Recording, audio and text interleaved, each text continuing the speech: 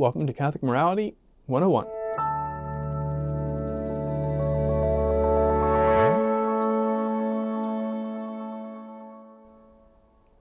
Hey, I'm Father Mark Mary with the Franciscan Friars of the Renewal, and this is Ascension Presents. All right, we're going to have a little introduction to Catholic Morality 101, and this is the first part of what will be proposed as kind of a three-part series, and really what we're going to get at answering, particularly in next week's video, is answering this question of participation, cooperation with evil. Like, if my favorite coffee chain that I like to go to and is everywhere gives money and supports like abortion financially, can I get my coffee there?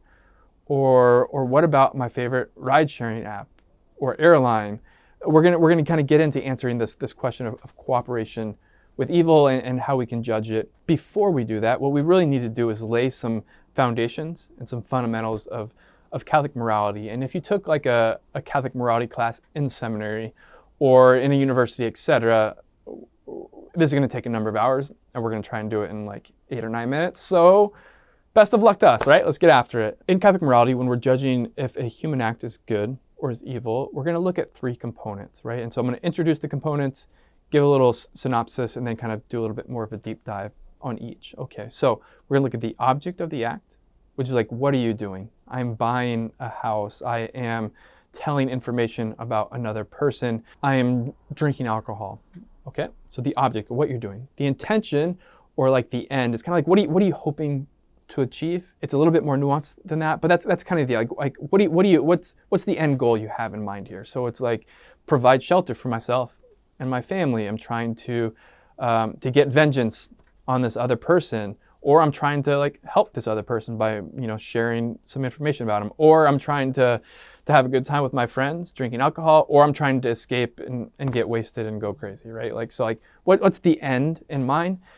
And then the circumstances, which are like, who are the people, who are the places, what are the age, what time is it, what's the maturity level, what kind of information do you have, what's even like your culture can factor into it, is anxiety, fear, pressure involved with it, like kind of this whole mix we need to take into account to judge an act, or to judge the sort of the culpability or the lack of culpability of an act, but it doesn't fall into relativism, and we'll kind of talk about that for a second. So when we are looking at a human action and we're judging whether or not it's morally good or morally evil, like for it to be morally good, the object, the intention or the end, and the circumstances all have to be good.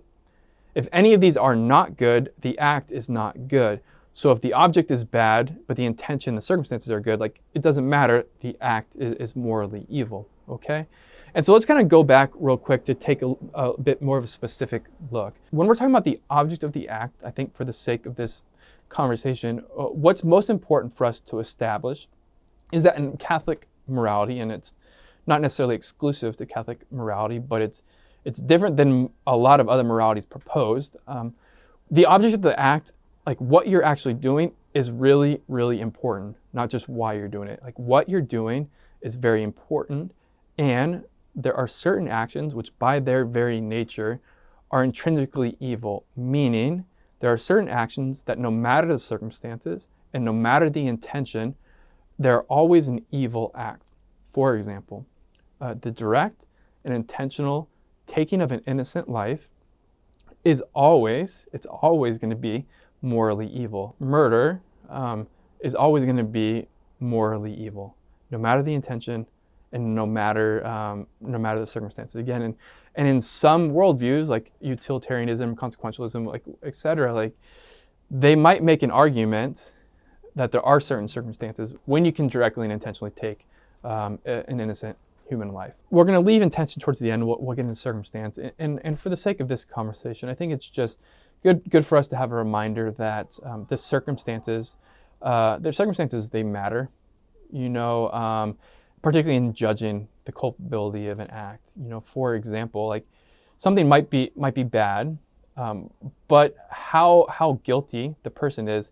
For example, if they are 14, or if they're a 36-year-old priest, like the culpability is going to be different if they're immature and unformed versus if they, are relatively, hopefully, on the journey of maturity and they've gone through seminary, etc., right? And so basically, like we don't have to belabor this point, but the circumstances, these other factors, again, like fear, anxiety, maturity, time, place, people involved, etc.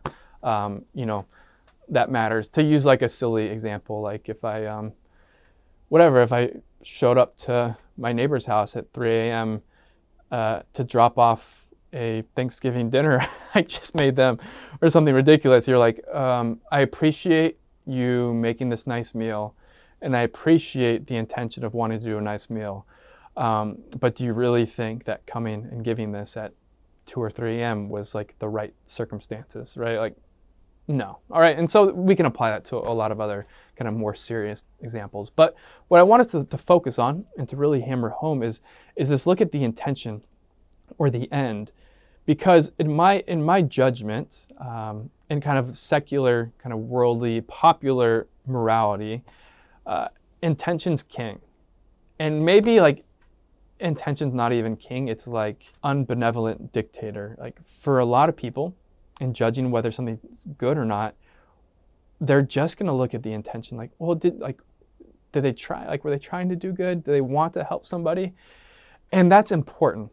And that's a good intention is a critical and essential component of a good act. But good intentions are not alone. But good intentions are not enough. And this is where we really can get in trouble, because the way in which, if you will, intention has ascended the throne of the only thing that matters in judging an act is by this kind of play on like compassion or like mercy. And it's like, hey, you know what? Like they mean well. Like they're trying to make each other happy, or they're trying to do something good. It's like, well, hey, they mean well, so like it's okay. It's like, well, we can, with good intentions, hurt a lot of people, right? And I'm sure a lot of us maybe have had experiences where somebody tried to do something with good intentions, and we're like, well, it wasn't the time or the place or the right thing to do, and so like I appreciate your good intentions, but don't do that again, right? And the reason I think I want to focus on this is that although we are Catholics, right, we've been going to the same schools, living in the same culture, consuming a lot of the same content that the world has, and the possibility of us really, at least in practice, kind of judging actions or our own actions just by the intention, it's a high probability that we're doing that. And so what we want to just look at and take a moment of examination just of our own consciences and our own actions is like, hey, like, am I keeping truth and love united, right?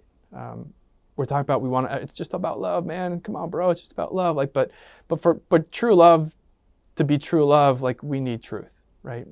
We need true and good objects, which are authentically, the good. And we can't fall into this sort of like relativism or just this to surrender freely to the dictatorship of intention. So what I'd like you to do, we just laid some principles, and we'll kind of build on those next week, just to kind of do a little examination, making sure that we're trying to will the authentic and true good in our own lives, and not kind of giving ourselves passes because it's like, well, we have good intentions, whatever. And then next week we'll come back and really look specifically at, if you will, like the cooperation with evil, the coffee question, etc. So hopefully this was helpful. Usually one would look at this for a couple of hours instead of a couple of minutes, but I think we're off to a great start. Have a good week, everybody. Thanks for watching. Remember, we are pilgrims on this earth. Somos peregrinos poco a poco, little by little. Vamos a llegar. We're going to make it. Goodbye, y'all.